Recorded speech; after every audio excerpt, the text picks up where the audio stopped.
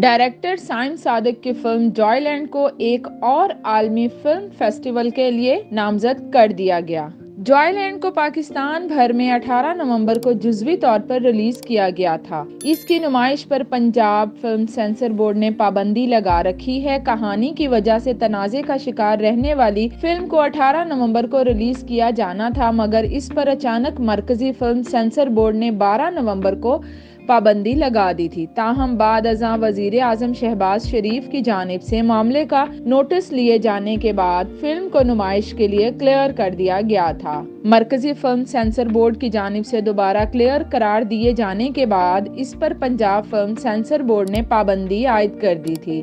ताहम फिल्म को 18 नवंबर को सिंध, खैबर पख्तूनख्वा और इस्लामाबाद में महदूद सिनेमा स्क्रीन्स पर रिलीज किया गया था। अब जॉयलैंड को अमेरिका में होने वाले सालाना फिल्म इंडिपेंडेंट स्पिरिट अवार्ड में अवार्ड के लिए नामजद कर दिया गया है।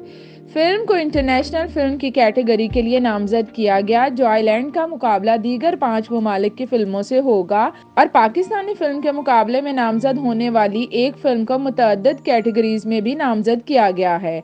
इंडिपेंडेंट स्पिरिट अवार्ड का इनेकाद 4 मार्च 2023 को रियासत कैलिफोर्निया में होगा।